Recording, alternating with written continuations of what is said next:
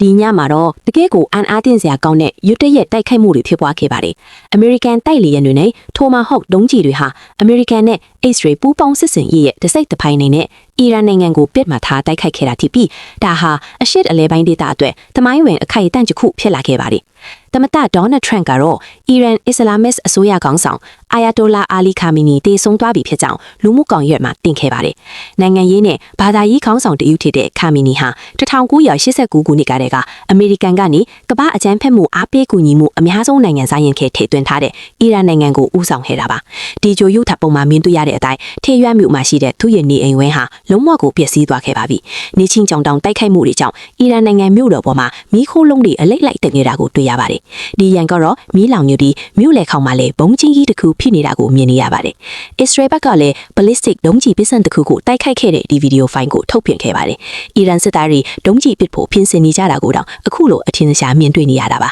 ။သမ္မတထရန့်ကတော့မာရာလာကိုထဲမှာဒီအခြေအနေတွေအကုန်လုံးကိုစောင့်ကြည့်နေခဲ့တာဖြစ်ပါတယ်။ဒီညမှာတော့အီရန်ဘက်ကပြန်လည်လက်တုံ့ပြန်တိုက်ခိုက်လာခဲ့ပါတယ်။ Israel ရဲ့လေးခေါင်ရန်ကာကွယ်ရေးစနစ်တွေကတော့ကြားရောက်လာတဲ့ဒုံးကျည်တွေနဲ့ drone အများအပြားကိုကြားဖြတ်ဟန်တာပစ်ချနေခဲ့ပါတယ်။ဒီမှာကြည့်ပါ Israel ပြည်သူတွေဟာတနအုပ်ထဲမှာပုံနေကြရတယ်လို့မြေအောက်ခိုလုံရေးစခန်းတွေထဲမှာလည်းပြည့်နှက်နေတာကိုတွေ့ရပါတယ်။ဒါပြင်ဒီညမှာပဲမထင်မှတ်ထားတဲ့လုပ်ရအနေနဲ့အီရန်အစိုးရဟာအာရပ်နိုင်ငံအများအပြားကိုလည်းတိုက်ခိုက်ခဲ့ပြီးအရသာပြစ်မှတ်တွေကိုပါထိမှန်စေခဲ့ပါတယ်။ဒူဘိုင်းမြို့ကဟိုတယ်တစ်ခုကိုအီရန်ကတိုက်ခိုက်ခဲ့တာကိုရှူတောင်ပေါင်းစုံကနေမြင်တွေ့နိုင်ပါတယ်။ Fairmont Dubai Palm Hotel ထိမှန်သွားပြီးမီးတောက်တွေအကြီးအကျယ်ထွက်ပေါ်လာခဲ့ပါတယ်။ဒါကတော့ပေါက်ကွဲသွားတဲ့ဟိုတယ်အခန်းထဲကမြင်ကွင်းဖြစ်ပါတယ်။ဒီမှာတော့အီရန်ရဲ့ပစ်ခတ်မှုတွေကောက်ကင်ရံမှာဖျက်တမ်းသွားတာကိုတွေ့ရမှာပါ။ဒါကတော့ကမ္ဘာအမြင့်ဆုံးအဆောက်အုံဖြစ်တဲ့ Burj Khalifa ကိုထီလူနီးပါးဖြစ်သွားခဲ့တဲ့အီရန်ရဲ့ drone တစ်စင်ဖြစ်ပါတယ်။ကာတာနိုင်ငံမှာတော့ကြားဖြတ်ပစ်ချလိုက်တဲ့အီရန်ဒုံးကျည်ရဲ့အပိုင်းရစားတွေလမ်းပေါ်ကိုကျလာတာကြောင့်လူတွေထွက်ပြေးနေကြရပါတယ်။ကိုဝိတ်နိုင်ငံမှာလည်း